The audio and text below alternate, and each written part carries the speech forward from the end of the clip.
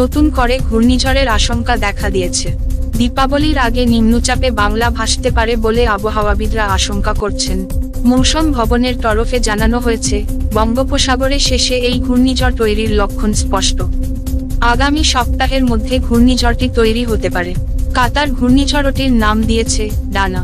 ডানা তৈরি হলে ওড়িশা থেকে বাংলাদেশের খুলনার মধ্যে আছড়ে পড়তে পারে। অন্যদিকে আন্দামান সাগরে একটি ঘূর্ণাবর্ত তৈরি হবে। এই ঘূর্ণাবর্ত নিম্নচাপের আকার ধারণ করবে। তা গভীর নিম্নচাপে পরিণত হয়ে ক্রমশ শক্তি বাড়িয়ে অন্ধ্রপ্রদেশ থেকে মায়ানমার যে কোনো উপকূলে স্থলভাগে প্রবেশ করতে পারে। সমুদ্র উত্তাল থাকবে, যার জেরে মৎস্যজীবীদের সমুদ্রে যেতে নিষেধ করা হয়েছে। অন্যদিকে পুজো বা তার পরের কয়েকদিন পশ্চিমবঙ্গে বিক্ষিপ্ত বৃষ্টিপাত হয়েছে। কলকাতা ও তার পার্শ্ববর্তী এলাকায় বিক্ষিপ্ত বৃষ্টিপাত হয়। তবে দক্ষিণবঙ্গের আবহাওয়া শুষ্ক থাকবে বলেই জানা যাচ্ছে। ফের হাওয়া বদল হবে। সমুদ্রে প্রায় 55 কিলোমিটার গতিবেগে ঝড় বইবে। কলকাতা সহ দক্ষিণবঙ্গে বৃষ্টিপাতের সম্ভাবনা রয়েছে। নিম্নচাপের জেরে উত্তরবঙ্গেও বৃষ্টির পূর্বাভাস দিয়ে রেখেছে আবহাওয়া দপ্তর।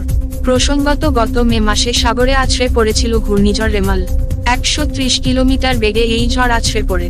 বাংলাদেশ ও দক্ষিণ 24 পরগনায় একাংশ এই ঘূর্ণিঝড়ের প্রভাবে সবথেকে বেশি ক্ষতিগ্রস্ত হয়।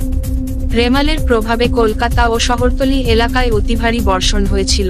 31শে অক্টোবর কালীপুজো, তার আগেই ঘূর্ণিঝড়ের চোখরাঙানি। তবে এই ঘূর্ণিঝড় বাংলায় কতটা প্রভাব ফেলতে তা এখনো বলা সম্ভব নয় বলেই জানা যাচ্ছে। তবে ঘূর্ণাবর্ত তৈরি হওয়ার পরে এই বিষয়ে কিছু আবহাওয়াবিদরা বলতে পারবেন বলে মনে করা হচ্ছে। তবে ডানার সর্বোচ্চ গতিবেগ 130 কিলোমিটার পর্যন্ত হতে পারে বলে আবহাওয়াবিদরা আশঙ্কা করছেন। পরিস্থিতির ওপর আবহাওয়াবিদরা নজর রাখছেন। ব্যুরো রিপোর্ট, জেলার বার্তা।